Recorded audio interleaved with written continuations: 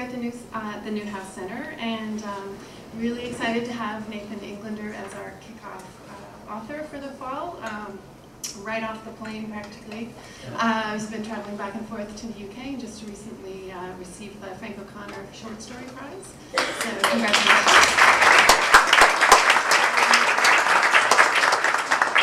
Our host for this afternoon's reading is Jimmy Wallenstein, who's currently the NEWHOUSE Visiting Professor of Creative Writing here at Wellesley. Jimmy's work has appeared in GQ, The Believer, the Antioch Review, the Boston Review, and the Hudson Review. His novel, Our Reviste, came out last year and is an example of what the Washington Post called slow burn noir. I didn't know what it was, and was named the finalist for the LA Times 2011 Book Award for First Fiction. Before I hand things over to Jimmy, let me just remind you about our format. And first I'll ask you to turn off phones and other noise-making devices. Nathan will read for a while, and then after that, he and Jimmy will have a conversation here in the comfy chairs that we get to eavesdrop on, and then after that, we'll open up the floor to questions from you all, and then books will be available for sale and to be signed after. So thank you for coming, and Jimmy, it's all yours.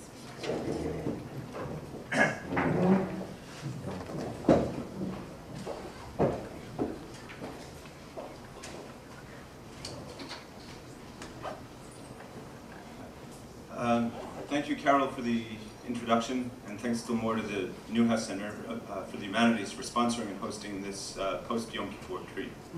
The year 5773 seems to be going swimmingly so far. Yesterday, we got ourselves sealed in the Book of Life, or so we hope. And today, Nathan Englander, saving us a subway ride for which there is no tabloid long enough, comes to us. Nathan Englander is the author of the novel The Ministry of Special Cases and the story collections for the relief of unbearable urges and what we talk about when we talk about Anne Frank. He has received, among other honors, a Guggenheim and a New York Public Library Fellowship, Art Fiction Prize, and the heretofore mentioned Frank O'Connor International Short Story Award Prize. I won't try to number the languages his work has been translated into, though I bet there are quite a few.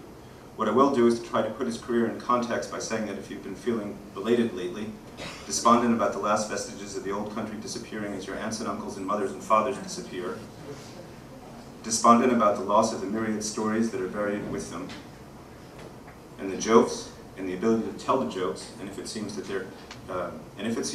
further that there can be no more Malamuds, Paleys, or singers, if in short, memory seems to be dying and the blues have got you down, I would adduce as evidence to the contrary, Nathan Englander's stories. I'll talk about one of these, the title story, and what we talk about when we talk about Anne Frank, not only in the hope that it gets someone else to talk about what I talk about when I talk about what we talk about when we talk about Anne Frank, but also because it really grabs me. Maybe you remember the Raymond Carver story, what we talk about when we talk about love. A cardiologist and his wife are at home drinking gin with their friends Nick and Laura, another younger, newer, more amorous amorous couple. Home is Albuquerque, so there are two couples. One's older and one's younger, newer and more amorous. I can say that again. Home is Albuquerque, though they are all from somewhere else. The cardiologist and his wife are discussing, or arguing over, the wife's violent ex-boyfriend, whose passion for the wife was so strong that it led him to beat her and, when she left him, to shoot himself. The wife says that however crazy the ex-boyfriend was, she knows for certain that she was loved. The cardiologist denies that this was love. If such a passion can be said to be love, he says, he wants none of it. Both members of the couple listening to the argument manage to keep out of it, but as the cardiologist gets drunker, his compliments to the woman in the other couple become more direct, and there are other hints at his and his wife's disenchantment. The story ends quickly. Raymond Carver's famous economy. The debate undecided, the cardiologist and his wife's estrangement suggested, if not assured, that talk about love seems as likely to sunder as to unite may be heartbreaking.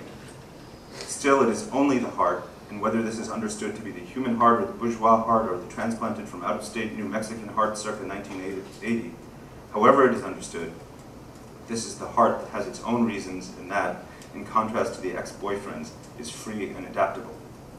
The characters are all on round 3, 4, or 5 of love, as well as a gin they've loved before and would again, the cardiologist says. they even despise the very ones they used to love, apparently as they love themselves. What changes a generation later when the setup is nearly the same? We are in Florida instead of New Mexico, and the couples have children. And the ostensible subject isn't love anymore? Is the substance of the conversation necessarily so different when to talk about love, after all it is said, is to talk about ourselves, and when, as the ubiquity of love suggests, people may not be so different from one another as they are likely to suppose? Oh, and did I mention that instead of gin, the couples drink vodka, smoke dope, and that instead of Nick and Laura, the other couple, Mark and Lauren, during their upbringing in the US, have turned Hasidic, made Aliyah, and become Shoshana and Yerucham. And that instead of love, the couples play what they call the righteous Gentile game, a game which leads them ultimately to consider whether they'd risk their lives for one another. That's a question. This may well be another way of talking about love, but this love hardly seems to be the kind of love that Raymond Carver had in mind. Love in Nathan Englander's hands radiates, benignly or toxically, into public realms. The meaning of the second diaspora, of assimilation, of consumerism, of intermarriage, of obedience to the law of Moses, of Mormon post-mortem conversions, of the munchies, of the whole 9 yards squared with no money down. This is what is encompassed in Nathan Englander's characters' talk about love. And yet all this consequence only leavens their talk. That's the, I'd say the nub of the matter. That's what bowls me over. When other writers' characters have ideas this big put in their mouths, they drown, or the reader does. Not Nathan Englander's characters. He's got the touch, and I'm thrilled that he's here.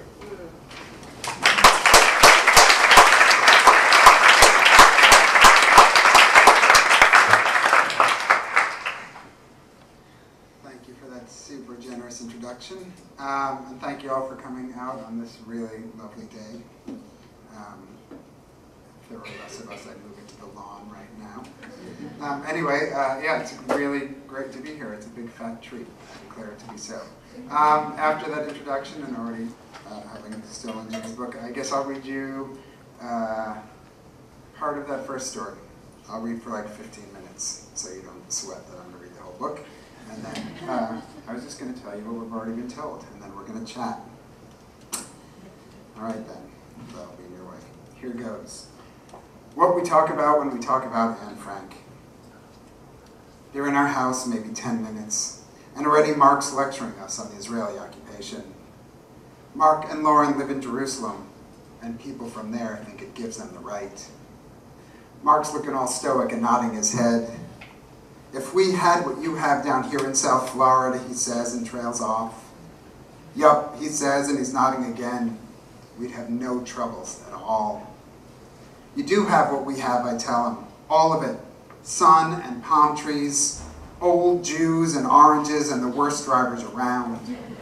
At this point, I say, we've probably got more Israelis than you. Debbie, my wife, she puts a hand on my arm.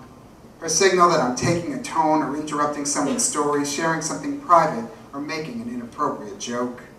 That's my cue. And I'm surprised, considering how much I get it, that she ever lets go of my arm. Yes, you've got it all now, Mark says, even terrorists. I look to Lauren. She's the one my wife has the relationship with, the one who should take charge. But Lauren isn't going to give her husband any signal. She and Mark ran off to Israel 20 years ago and turned Hasidic. And neither of them will put a hand on the other in public. Not for this. Not to put out a fire. Wasn't Muhammad Atta living right here before 9/11, Mark says, and now he pantomimes pointing out houses. Goldberg, Goldberg, Goldberg, Atta. How'd you miss him in this place? Other side of town, I say. That's what I'm talking about. That's what you have that we don't. Other sides of town, wrong sides of the track, space upon space.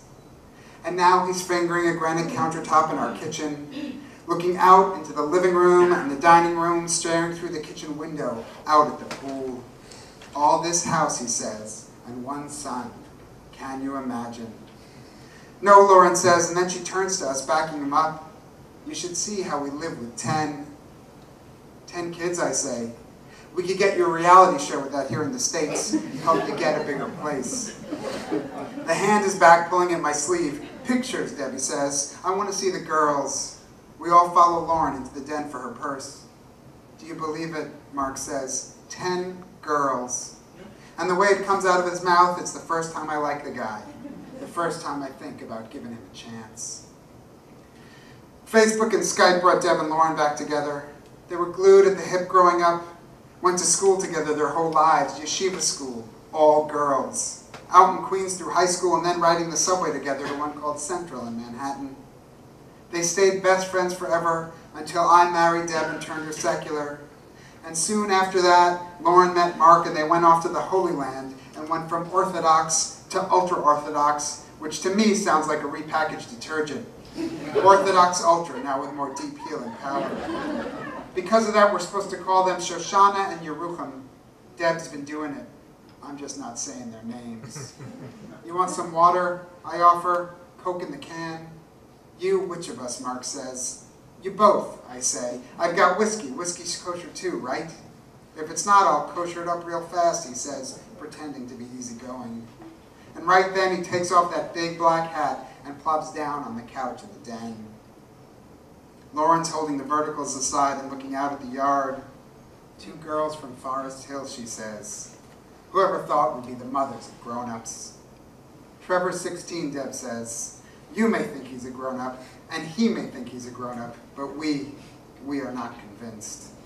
Well, Lauren says, then whoever thought we'd have kids raised to think it's normal to have coconuts crashing out back and lizards climbing the walls. Right then is when Trev comes padding into the den, all 6 feet of him, plaid pajama bottoms dragging on the floor and t-shirt full of holes. He's just woken up and you can tell he's not sure if he's still dreaming. We told him we had guests. But there's Trev staring at this man in the black suit, a beard resting on the middle of his stomach, and Lauren, I'd met her once before, right when Deb and I got married, but 10 girls and 1,000 Shabbos dinners later, well, she's a big woman in a bad dress and a giant blonde Marilyn Monroe wig. Seeing them at the door, I can't say I wasn't shocked myself. But the boy, he can't hide it on his face. Hey, he says. And then Deb's on him, preening and fixing his hair and hugging him. Trevi, this is my best friend from childhood, she says. This is Shoshana and this is Mark, I say. Yerucham, Mark says and sticks out a hand. Trev shakes it. Then Trev sticks out his hand, polite, to Lauren. She looks at it, just hanging there in the air, offered. I don't shake, she says, but I'm so happy to see you, like meeting my own son. I mean it, she says. And here she starts to cry, for real. And she and Deb are hugging, and Deb's crying too. And the boys, we just stand there until Mark looks at his watch and gets himself a good manly grip on Trev's shoulder. Sleeping until 3 on a Sunday. Man, those were the days, Mark says. A regular little rump of foreskin. Trev looks at me, and I want to shrug, but Mark's also looking, so I don't move. Trev just gives us both his best teenage glare and edges out of the room. As he does, he says, baseball practice, and takes my car keys off the hook by the door to the garage. There's gas, I say. They let them drive here at 16, Mark says. Insane. So what brings you, I say after all these years? Deb's too far away to grab at me, but her face says it all. Was I supposed to know, I say? Geez, Deb must have told me. She told me for sure. My fault. My mother, Mark says. She's failing and my father's getting old and they come to us for Sukkot every year. You know, I know the holidays, I say. They used to fly out to us for Sukkot and Pesach both. But they can't fly now and I just wanted to get over while things are still good. We haven't been to America. Oh gosh, Lauren says. I'm afraid to think how long it's been. More than 10 years, 12, she says. 12 years ago. With the kids, it's just impossible until enough of them are big. This might be, and now she plops down on the couch. This might be my first time in a house with no kids under the roof in that long. Oh my, I'm serious. How weird. I feel faint. And when I say faint, she says, standing up, giving an oddly girlish spin around, what I mean is giddy. How do you do it? Deb says. 10 kids. I really do want to hear. That's when I remember. I forgot your drink, I say to Mark. Yes, his drink. That's how, Lauren says. That's how we cope. And that's how the four of us end up back at the kitchen table with a bottle of vodka between us. I'm not one to get drunk on a Sunday afternoon, but I tell you, with a plan to spend the day with Mark, I jump at the chance. Deb's drinking too, but not for the same reason. For her and Lauren, I think they're reliving a bit of the wild times. The very small window when they were together, barely grown up, two young women living in New York on the edge of two worlds. And they just look, the both of them, so overjoyed to be reunited. I think they're half celebrating and half can't handle how intense the whole thing is. Deb says that she's already on her second. This is really racy for us. I mean, really racy. We try not to drink much at all these days. We think it sets a bad example for Trevor. It's not good to drink in front of them right at that age when they're all transgressive. He's suddenly so interested in that kind of thing. I'm just happy when he's interested in something, I say. Deb slaps at the air. I just don't think it's good to make drinking look like it's fun with a teenager around. Lauren smiles and straightens her wig. Does anything we do look fun to our kids? I laugh at that. Honestly, I'm really liking her more and more. It's the age limit that does it, Mark says. It's the whole American puritanical thing, the 21-year-old drinking age and all that. We don't make a big deal about it in Israel. And so the kids, they don't even notice alcohol. Except for the foreign workers on Fridays, you hardly see anyone drunk at all. The workers and the Russians, Lauren says. The Russian immigrants, he says. That's a whole separate matter. Most of them, you know, not even Jews. What does that mean? I say. It means matrilineal descent is what it means, Mark says. It means with the Ethiopians, there were conversions. But Deb wants to keep us away from politics. And the way we're arranged, me and between them and Deb opposite, it's a round table, our kitchen table. She practically has to throw herself across to grab hold of my arm. Fix me another, she says. And here she switches the subject to Mark's parents. How's the visit been going, she says, her face all somber. How are your folks holding up? Deb is very interested in Mark's parents. They're Holocaust survivors. And Deb has what can only be called an unhealthy obsession with the idea of that generation being gone. Don't get me wrong. It's important to me too. I care too. All I'm saying is there's healthy and unhealthy. And my wife, she gives this subject a lot of time. Do you know she'll say to me and Trevor, just absolutely out of nowhere, World War II veterans die at a rate of 1,000 a day. What can I say? Mark says. My mother's a very sick woman, and my father, he tries to keep his spirits up. He's a tough guy. I'm sure, I say. And then I look at my drink all serious and give a shake of my head. They really are amazing. Who? Mark says. Fathers? I look back up and they're all three staring at me. Survivors, I say, seeing I jumped the gun. There's good and bad, Mark says, like anyone else. And then he laughs, though there isn't anyone else in my parents' place.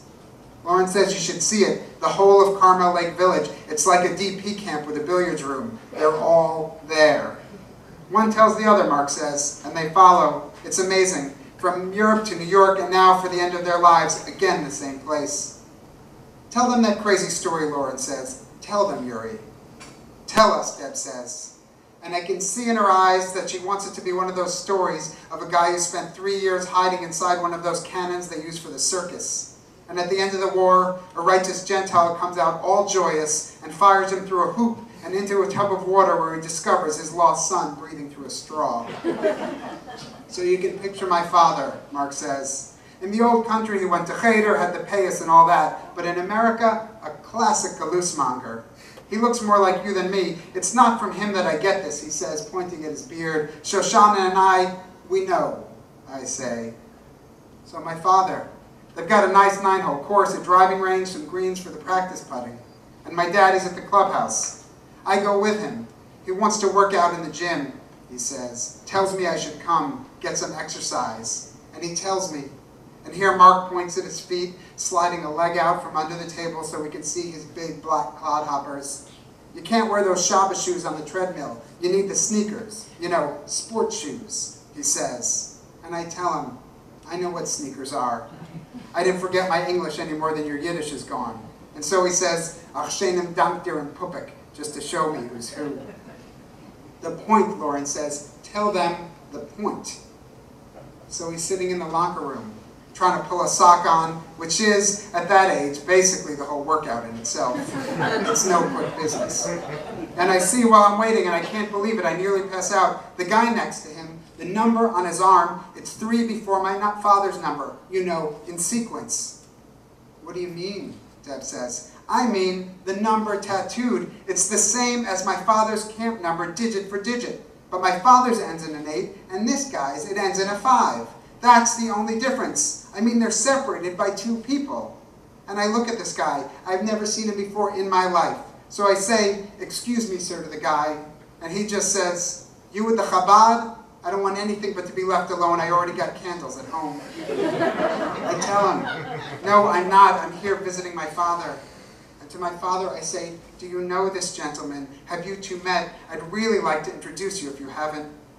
And they look each other over for what I promise you is minutes. Actual minutes. It is, with kavod I say this, with respect for my father. But it is like watching a pair of big beige manatees sitting on a bench, each with one sock on. They're just looking at each other up and down, everything slow. And then my father says, I seen him around. The other guy, he says, yes, I've seen. You're both survivors, I tell them. Look, look, I say, the numbers. And they look. They're the same, I say. And they both hold out their arms to look at the little ashen tattoos. The same, I tell them. And to my father I say, do you get it? The same, except his, it's right ahead of yours. Look, compare. So they look, they compare. And to us now, Mark's eyes are popping out of his head. I mean, think about it, he says. Around the world, surviving the unsurvivable, these 2 old guys end up with enough money to retire to Carmel Lake and play golf every day. So I say to my dad, he's right ahead of you, I say. Look, a 5, I say, and yours is an 8. And the other guy looks, and my father looks, and my father says, all that means is he cut ahead of me in line. There, same as here. This guy's a cutter. He just didn't want to say. Blow it out your ear, the other guy says. And that's it. Then they get back to putting on socks. Thanks.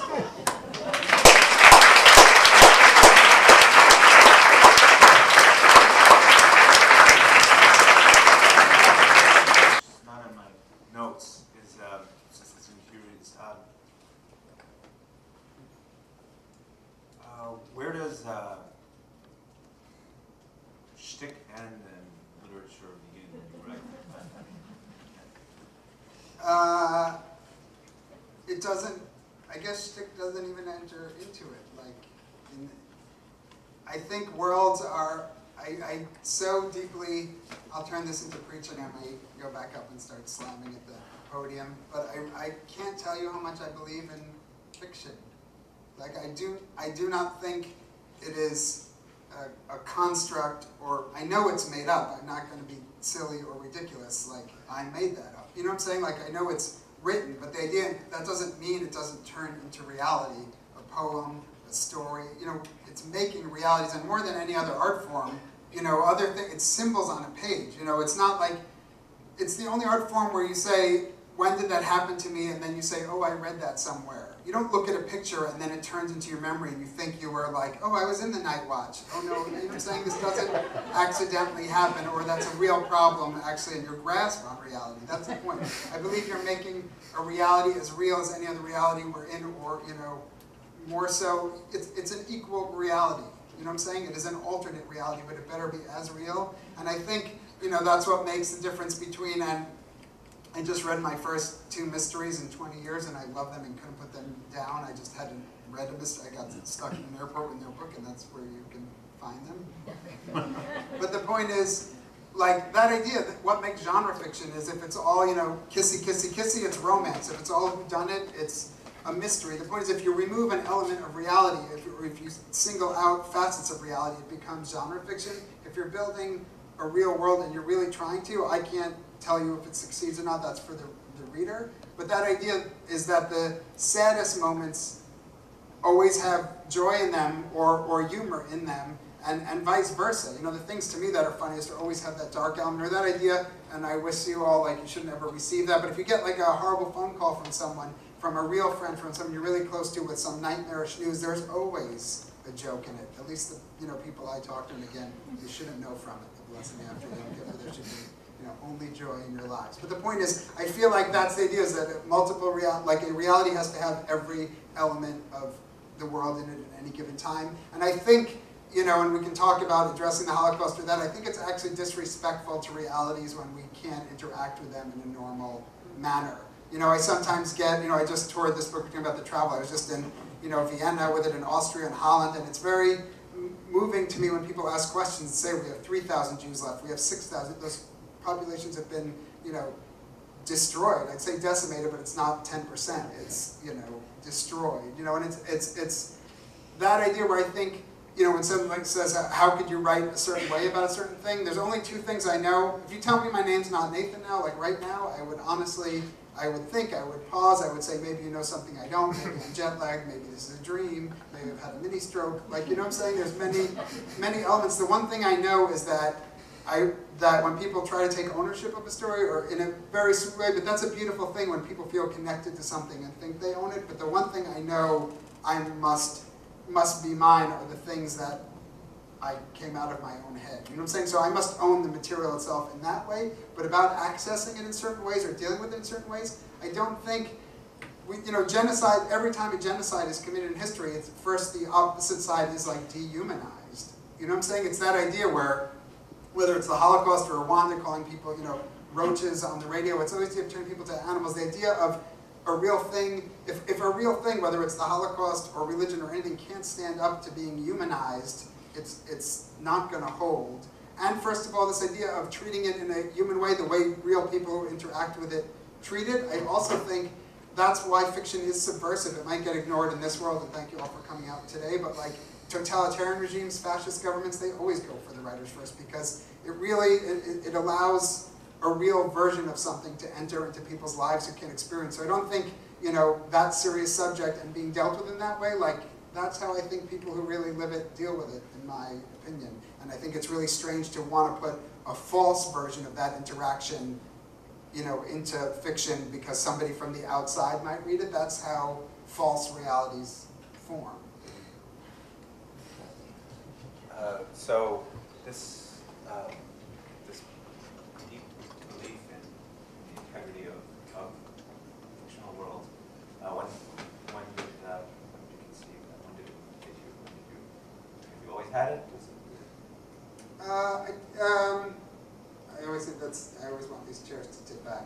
That goes straight to the therapy section.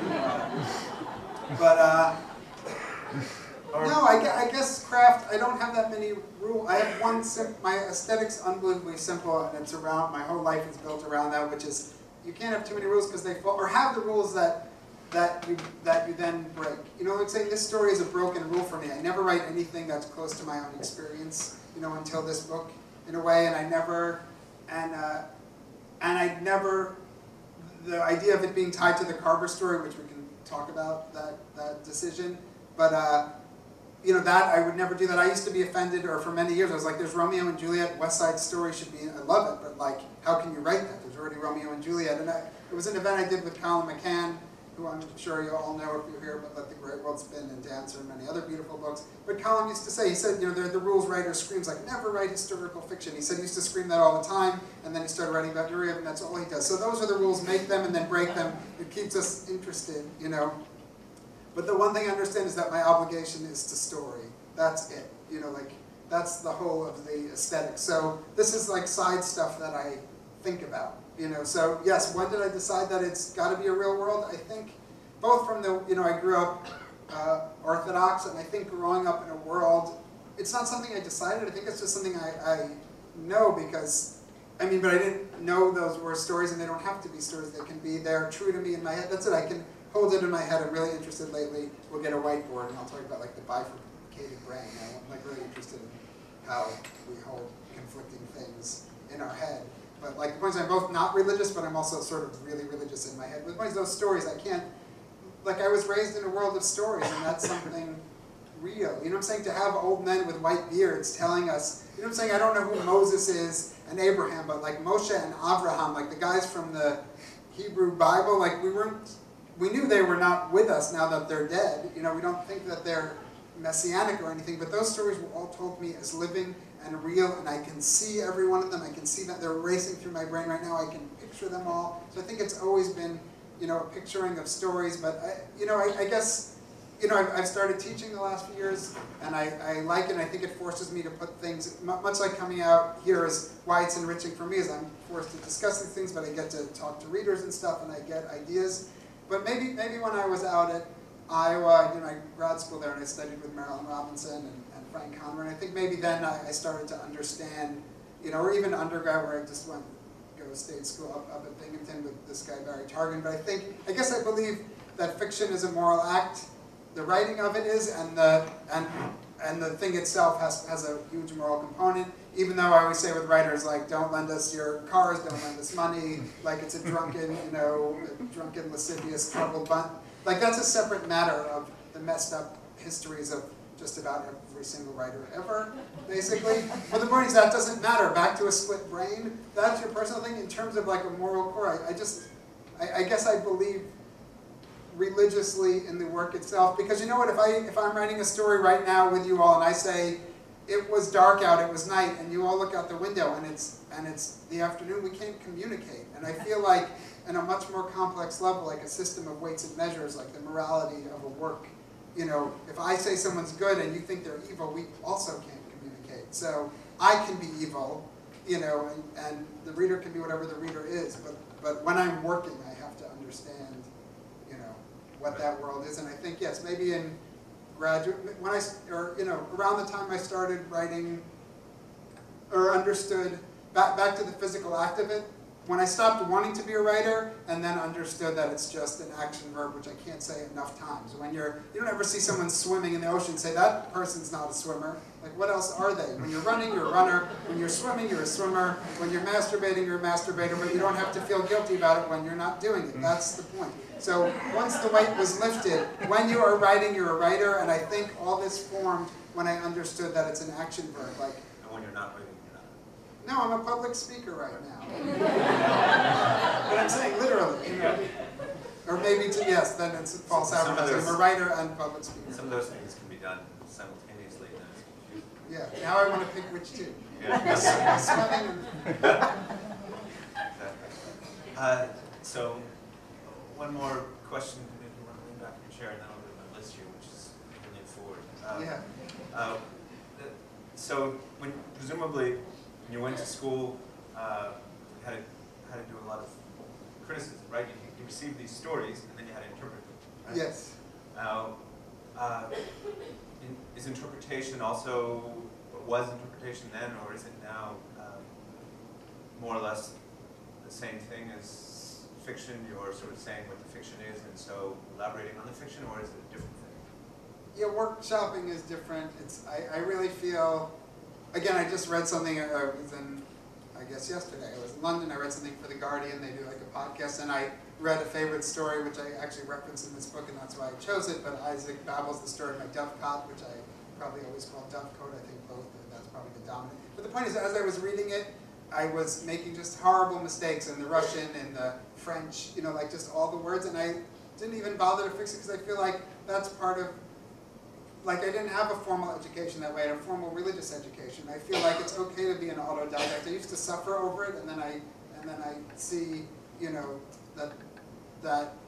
that's a wonderful, everyone comes to things in their own ways. So I didn't know, you know, I always say I didn't know, you know, I was an adult, I was probably like 28, and I was like, you know, in that novel, you know, Penelope, and my friend Melissa was like, you mean Penelope? And I was like, oh, how are you supposed to know that? We had no Penelopes, and you should have not one. Right. But the point is, it's like, I just politely said no to a book review that I would have loved to do today. I never feel like I read enough books really to write a review. It would have to be very, like I don't know how to do criticism at all. I think I know how to look at a story and think about how a story comes apart and tell you what makes it a better story. It's craft. It's like building a table. No, did you, the kind of of interpretation you learned at the yeshiva. Oh, that kind of story. That kind of story. I thought you meant like Oh, in a grad Bible- school. a biblical story that that maybe you particularly liked to interpret, or like the interpretation. I just like that. I see. I spent the last I guess it's 4 years ago now. It's been out for a bunch of months, but Jonathan Safran Foer, who I've been working back to all this stuff about identity, but the last 3 or 4 years I've been working on 2 projects by which I do not identify and from which this book was born. So I was very afraid. Nora Ephron, who passed away recently, like when the first book came out, she commissioned a play, or optioned a play from one of my stories, and very wonderfully let me write the novel first, which took just a quick decade, and then it surfaced. But the point is, there I was working as a playwright and not identifying as a playwright, and that really set my head free. But Jonathan Safran Foer talked me into doing a new translation of the Haggadah for Passover, the story of, we're on the East Coast, so I don't have to explain these things here. You're not Jewish, we've all been dragged to a Seder or 2. But nonetheless, the story of Exodus that's told every year at Passover. But yeah, I think it's really, I was really resistant to it. I just love that, when people who sort of can know your brain or figure it out, get in there. Like I was really resistant to this project, and you talked me into it, and it made me see that I just like that way of thinking. So it's not a specific story or a specific commentary. I thought you were talking about how I read like a workshop story, how I read a manuscript. No, back to the Torah, back to basics, to the Bible. But yeah, I guess I just love that kind of thing. I both love that kind of thinking, and then am tortured by it in the fact that it's so malleable. I guess why I like books and not so much, and don't do so well with organized religion, is the books. I really get the books, and I really get what's happening in the books and the belief systems. And then it doesn't bother me much as an adult. It's really silly for an adult to recognize that their neighbors are human. You know what I'm saying? Why do you think everybody's like a hypocrite when you're like 16? Is because you don't know to just say, oh, they're human. So they say this and they don't. But the point is, I still get upset about, I guess I think about the social contract a lot, and about interpretation. I guess I find it unbelievably rich that anything can be found in anything. I think that's a line in the play even, because I'm obsessed with that. So yes, in a year of, did you know we're having an election this year? But like, the point is just this torturous thing, like that's why your neighbors are human. To me, I guess that when I see the social contract broken, like educators, teachers have a responsibility, like rabbis, priests, your football coaches. There's this like the voyeuristic, troubled, weird sociological thing while we're obsessed with like boogeymen betrayals in society, but there's also because it breaks basic social contracts. But yes, with politicians, I think about interpretation a lot now in a political year when I see the Bible just utterly abused. Back to like not feeling confident about my name. The one thing I can read, if you're a religious person who's using that book as a religious text, well, I can read it untranslated in the original, and just, to me, that idea that people cherry pick, and then, just the abuse of the Bible in our culture, and then it's spread. That's why, back to basic things, you use that, then that tradition gets now spread to the Constitution, or that this is the intent of the founding, fathers. They say that all the time. Like, what person with any sense of humility, if I had researched my whole life the founding fathers and studied everything they'd ever written and their time and how much a pound of flour costs, because I don't think if you don't know how much that costs that you can really judge anything. You need to know everything about them, how they lived, what they slept. I think if I had to say something about their intent, original intent, I would say, I would like to tell you that, and I've done a lot of research, and please excuse me, and I say so with his greatest humility, but to the best of my ability, I can only assume, and I'm probably wrong, that this is the intent of the founding fathers. So, that's my point now, and I guess, back to I love these stories because I can argue them, part of the Haggadah thing. I sat there with my study partner, and that's the point, like, that I'm thankful that this project came to me, is because it was like going back to school. When would I have an afternoon or a day or 2 days to argue a word or a line or look at all the commentary on it, And then, so yeah, it's become really close to me, but I guess I'm tortured, again, that you can see infinite things in every line, and you can't, you can't be anti-gay marriage if you don't look at the other side of it. It's like the next page, and then you can't believe that we should have borders or immigrations or passports. Because if you say that line, the next thing says anyone who's in your midst, you have to give them the keys to your Lexus right now. You must share all. Like, this is the idea of those. I guess, yeah, it spreads out. It's both the joyous thing for me, that infinite readability of every story, and I'm sort of tortured by the abuse in this country to be used for xenophobia and you know, selfishness and greed.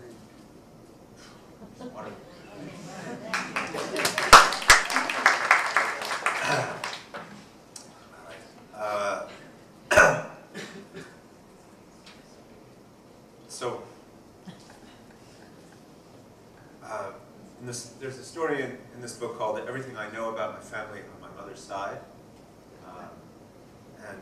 it's written as a list, as a series of propositions.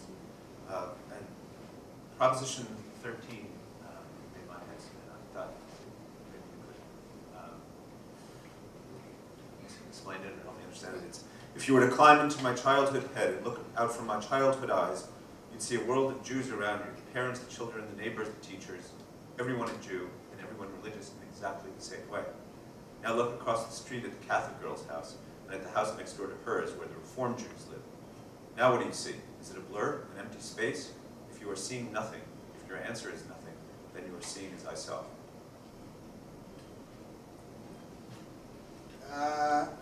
Yeah, I guess, you know, this story maybe starts with your first question, in a sense. If it was the first question, that's how I remember it, which is, again, how story forms. That's my memory. But about how realities form, and I guess it's about, this story literally addresses like truth's truer than truth, you know, how story forms. But I've been writing, first one, I've always dreamed, I just dreamed first of having like the potential to write, then the opportunity, you know, and then there's about learning to live a writing life. And I guess I talk about this material for a lot of years in a lot of places, and I get asked about being a Jewish writer a lot. And I used to, I think, have a much longer answer, a much more frustrating answer for journalists, Jewish and not Jewish alike. But it's sort of that's the point of my world, and I look at my worldview, which is the point. You're Jewish or you're not Jewish, not you're Jew. You know what I'm saying? That's the great, you know, Jews are a tiny, tiny percentage of this universe, but the world I grew up in is there's Jews and then there's the rest of the world. But the point is there wasn't even the rest of the world, there was just that world. And I think it frustrates people, but I try and clarify that I don't identify as a Jewish writer. I don't see myself as a Jewish writer. I recognize all the characters are Jewish, all the subject matter is Jewish, all the concerns are Jewish, pretty much all the food is Jewish. You know, like, and I get that, and you know what I'm saying, I freak out, I fly a lot now, and since the first book tour, it's the first time I've really flown around this country, and looking at the window and seeing that I really freaked out. I remember writing in a letter to Alexander Hamilton, the writer, but I just met him and we were exchanging letters, and like that the world was cut up into squares. It really upset me. You know what I'm saying? I always, whenever I see an article about like Salamander Bridge built in New Mexico so they can cross the highway, I get excited like it's not literally unnatural, like the animals can't survive in a grid. You know, so to me we all frame, and I'm totally fine for you all to see me as Jewish or call me a Jewish writer, but I guess I think for me to internalize it, I think of what matters. If you talk, who are arguably our two most legendary living writers in America right now, both, you know, Philip Roth's turning 80, Toni Morrison's probably, she's 81 now. The idea that she's still an African-American writer and he's still a Jewish writer, like, how, she need a second Pulitzer Prize? Like, the idea is they've won everything, they've written everything, they've changed the way we read, and they've reached around the world as like ambassadors of our country, and yet they would still get the qualifiers. Like, so yes, I understand what their work is, but are they not just American writers now? And I think that paragraph for me is thinking about that, like the way I grew up, which is only we didn't even have non-religious Jews around us, so it was only religious Jews. And then when I was already becoming rebellious or just fell in love with literature, I went to state school, I went to Binghamton, there was probably 9,000 Jews out of 10,000 people. And then went to have my adventure, I went to, you know, Jerusalem for junior abroad and met Jews from other countries. And then, you know, moved to New York and Brooklyn, where guess what? You know what I'm saying? Like, that's it. My buddy, who is not Jewish at all, like the least Jewish writer you could be, you know, walks into dinner and says, Happy Rosh Hashanah. You know what I'm saying? Like, that's, so this idea is that it's not, you know, it's only, I really think it's only with African American literature, gay lit, and stuff with Jews in it that people say, like, can I give this to my friend, or do I have access to it? I just think about it a lot with writing, that people, it's really strange to treat it as another world. We almost never read of our own world. It's really fun when you do, when something like, I eat in that restaurant, you see your restaurant in a movie or a book or a place you've been, that's a really special moment, but that's probably like 0.001% of everything you read and see. And it's this idea with these specific things that the question is, that this is other in some way. If a story is not universal, it is not functioning, it is a failure. If it can't even be translated, every word, when you think of translation, every word in the book changed, and you still can laugh at the same spot. So to me, yes, I really have this resistance to me being asked to see my world as another world. I'm saying that I always use James Baldwin as an example. If you said to him, like, quick, are you, African-American writer or gay writer? Like, we don't have his work, he disappears. Like, he is only him, and that's how I read, and that's how I experience the world. But yeah, I'm sort of obsessed with this idea of how often I'm expected to look out my eyes and qualify, like look at my own feet and say Jewish feet. Okay, well, how about your, well, when you first read what we talked about love, and when you decided you might begin the story from the same point and go with it, go your own way with it. Yeah, it's totally opposite. It developed in the opposite manner. So basically, the first two books, I used to be terrified when I was in, suburbia growing up and dreaming of being a writer. Is that all I did, which is also in the story you read from, that sort of idea that I have no experience. Like, I've only watched TV, so I don't even actually, all my experiences are not even my experience. They're experiences composed and dramatized by like 70s and 80s, sitcom stars. So I finally understood, like, the best, we're on a college campus, I see, some students here. The point is that the right what you know is both like great advice and the worst advice. I always feel like it's the most misinterpreted, most misread advice. People think, write what you know means the things that you've done, but that to me means I don't get to be a writer. When I was starting out, that terrified me, and then I understood that it could be, that it's emotional knowing. You know what I'm saying? Like, I really wanted an Atari 2600 for my bar mitzvah, but I longed for it, I was desperate for it, but I'm saying if that was my point is that's a pure longing, or if you know what I'm saying, you ask someone to the prom or whatever, like you get turned down and so you get your heart broken in like 9th grade, 10th grade, that is not to be belittled, like that is a full-on, that can be true heartbreak or true shame, or in the purest, most intense form of back to your whole experience. Anyways, that's what you need for writing, like that. Heartbreak can be from, the king and queen break, and that longing can be for freedom or revolution. Like, you can harness, those emotions. So the first books I've always, I used to call myself shy, and that doesn't read anymore, so I call myself private. But the point is, I'm a very private family. If I started to tell a private fact now, my mom would appear and stab me in the heart with an ice pick before I shared the family secret. I would be dead. It would be like Agatha Christie kind of thing.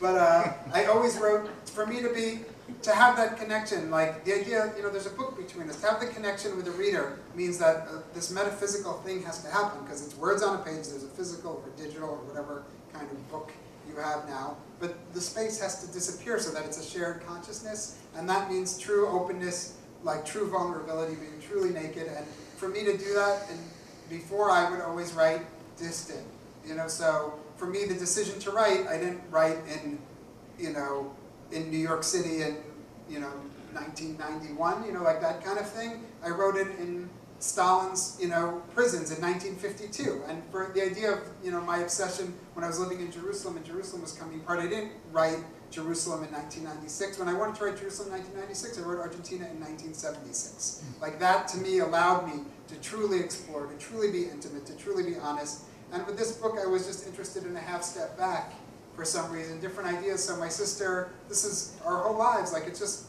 part of our reality. We played the Anne Frank game or the Racist Gentile game. Which of our Gentile neighbors would hide us in the event of a second Holocaust? And when we were around like 20, she said about, just when we were turning to adults, probably one of the last times we played, the point is I use play because it's simpler, but it's engaged in the pathology is the point. But she said about a couple we knew, it's the lines in the story. He would hide us, and she would turn us in. And I thought about it, and it stuck with me for 20 years, because you know what? That guy would hide us. He's that kind of guy. And then he'd go to work or to get groceries, and she'd turn us in. It was safer. I really thought about it. I felt like it's just such a... I really thought about it, but I didn't think about, like, this is not a game everybody plays, or this is not how everybody sees the world. And I thought, I'm going to explore that as story.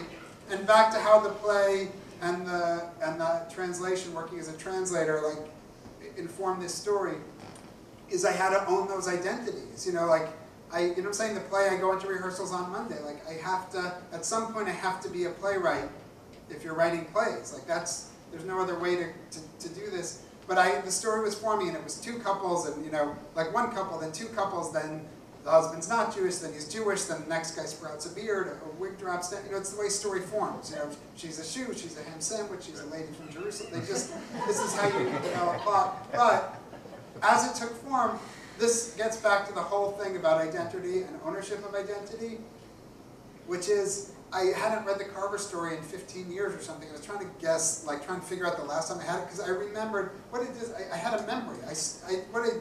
Even more than that, I saw something in my brain. I saw Carver's story. Now, there wasn't a movie of it, you know, like maybe shortcuts, but my point is, I saw the story. I saw two couples at a kitchen table, a bottle of gin between them, in the changing light of day. And I thought, what does this mean? That's my memory. I had a memory. I saw something. And I thought, the whole story's gone. Like, Carver's story is gone. It's erased. And I thought, what I have, I own. It changed that whole feeling. And not own it that I would write this whole thing and not acknowledge it, but that at that point, I could align myself. I built my story. I married my story to my memory.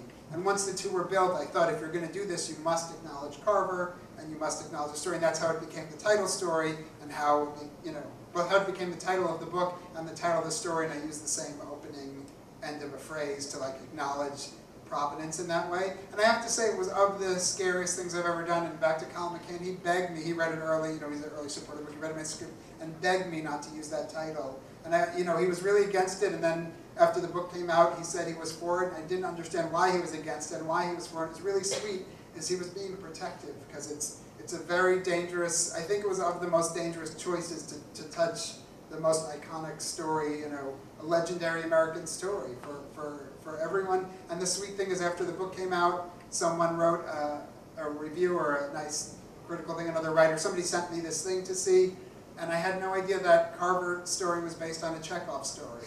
And that to me thrilled me, in the sense that it became a tradition then, but also that as scared or as respectful or as delicate a matter as it was for me to touch his story, I cannot imagine. I never met Carver, you know, he was dead before I, you know, came out into the world in this way. Like, I can't imagine that he didn't sit and think about the obligations that come with it.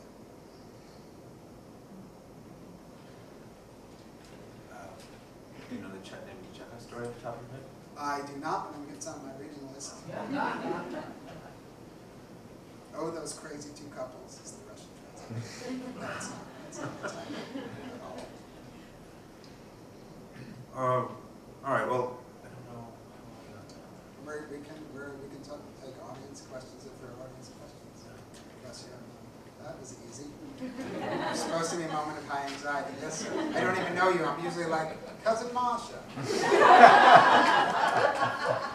New York, when they publish many times foreign authors, even though these people may be teaching college courses, you know, the professors, they have other people translating their work. So I'm curious, when your work is translated into Hebrew, do you do the translation, or do you get somebody else to do it, and why? Yeah, it's so funny, because I just co-translated Etgar Keret's book into English, because doing something biblical, I wanted something modern, but someone just asked me to do a job, and I don't go both ways, I would say.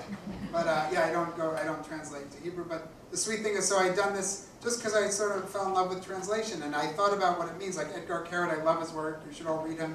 But I love his stories in English, but I also really love them in Hebrew. And there was one, I just happened to be in Israel the last time I was there, like 5 years ago, and a story of his was in the newspaper in Hebrew, and I just loved it so much, and I thought, I know what this, back to being comfortable in one's own skin or something. I was like, I hear this story, like I know what he sounds like in English, and I love his English translations. I think if you read this new collection, you can't see which story which of us did. I feel like it's very smooth in terms of different translator styles, you know, but I just wanted to put that into, I was like, I just wanted to let other people hear what I hear in my head. Exactly. So anyway, so I co-translated his book, and our agents were talking, and we're really close friends, and it seemed really weird and back to like, you know, old Jewish styles, the only thing we could figure out to do, it was Etgar's idea while everyone was talking like, I don't even want money, but you know what I'm saying, it's that idea, like it's just icky, the work was done, it's two friends, you know, but it was a labor of love is the point, and then Etgar said, I have an idea which is a barter system.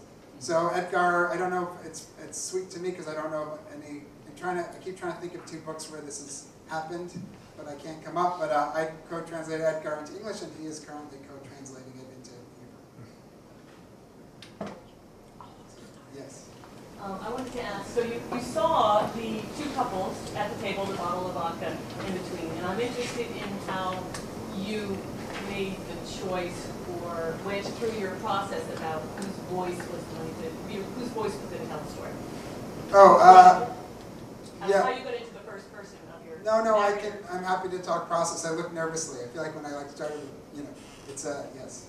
I'll be quick about it. Let everybody will tell you about process. I just always think this maybe also goes back to the religiousness or the belief in craft, which is writing as a process. That should be the most common thing that anyone who like dreams of writes or writes, whether it's fiction or nonfiction or you're academic or whatever it is that you're writing, it's a process, and by definition, a process has parts. So you don't sit down. I think it's really sweet almost that all, like so many writer friends I do, we're all really romantical about this idea of like, I had an epiphany or I finally found that draft, as if you could have sat down. You could not have written that draft like 3 years before it got written. It's like a time-space, you cannot shatter the time-space continuum. Your face is getting more and more twisted. I promise this will make sense. So the idea is, when you sit down to work, it's supposed to be wrong. You know, the guy's tall, he's short, like, you know, he's got a hook, you know, like whatever he wants. A parrot on his shoulder, now he's a pirate, like switch that, he's an accountant. You know what I'm saying? Like, things take form as you write through them, and they are forced, and they are awkward, and they do read wrong, and the rhythms are off, because you have, Nathan has had an idea, and then I'm trying to execute it. So the point is, at some point, a story starts making demands. This is so touchy-feely, I promise I'm cynical and horrible, but at some point, you're listening to the story, and that's, you know, I'm sure I have a million third-person drafts of that story, and at some point, this character becomes dominant. At some point, the narrator wants to talk, and maybe I'll do this as quickly as I can, but I did an event, I always say talking to other writers about writing is like talking to other alcoholics about alcoholism. I'm like, Jimmy, I've been drinking 2 cases of beer a day, and he drinks 3, and he's like, that's not so much. You're fine. You know, like, we all have the same issue to deal with, but I got paired at this event with a neuroscientist, and it changed my life, and I'd been resistant, like I was writing and didn't want to come out, and this nice person who curated this event at the Rue Museum in New York had asked me, he said, fine, and he pairs people like, it'll be like, Jacques Torres the chocolatier, and like sounds like Musketeer, and like a psychiatrist who does pleasure centers. So he paired me with a neuroscientist to talk about my dreams, but I learned this from my best friend Melissa when I was 4, because we've been friends since 4, which she's told me nobody ever wants to hear your dreams. You know, whenever I'm like, Melissa, I had such a great dream, I don't want to hear your dream. We have a no dream rule in that friendship for the last 100 years. But this neuroscientist, I had been working on the second story in this book, and I couldn't figure it out for days. I would sit there like 12-hour days, sit there, work through the way we are working then. It's process, but it doesn't feel so great where you write to the point of the story where you're moving ahead and then go get a sandwich. You know, write for 12 to like do all clean and reset up, and it's time to push, but it's the emotional engagement is just overwhelming, or something's not ready, and you work, and it was day 1, 2, 3, I was really, you know, going mad, and then it was the end of it, was like a Monday night, I remember, it was like 9 p.m., and I'm just typing, and I see, like, I'm typing as fast as I can, and I'm getting, like, bits of dialogue. The whole rest of that story that I couldn't figure out is coming out in little fragments, and I don't even have time to finish the sentences. Like, this bit of dialogue, that bit of scene, this bit of development, and I'm thinking, don't move, like, don't interrupt this, Nathan, just stay cool, you know, it's happening, so just don't move, and maybe you can get as much of this moment as you can. And when I asked this neuroscientist, if me, Nathan, who's talking to you and sitting here, is thinking, don't move, don't interrupt, just sit in your seat and stay calm and watch this, who's typing the story? Right? I'm literally, somebody, like there's, so my point is, it seems all like we talk about the muse or whatever, but this guy said he changed my life because he was calm and he's a man of science. He said, oh yes, it's a dissociative state. It's a standard waking dream. He said, we all daydream. Everybody, at some point during the day, everyone in this room literally loses like normal, you leave this reality, you lose normal consciousness, you're somewhere, and then you go back. And this guy said, not many people can do it, you have to really train. It's, whirling dervishes and yogis and religious people and people who meditate. People work for this. That I've spent many years, that's why I sit in the same spot, try and work the same hours, is training your brain to learn to type at the same, that my hands can type when I daydream. So my point is, to give you an honest answer, which takes 7 minutes, but the point is, I don't make that decision. The point is, I decide on this story and I work and I suffer, but work doesn't get done when I'm trying to work. It doesn't get done when I'm deciding on plot. Nothing that I, Nathan, am writing intentionally ever shows up in the book. That's all processed to the point where it just is clear. Maybe that's a good point to stop. Thank you all for having me.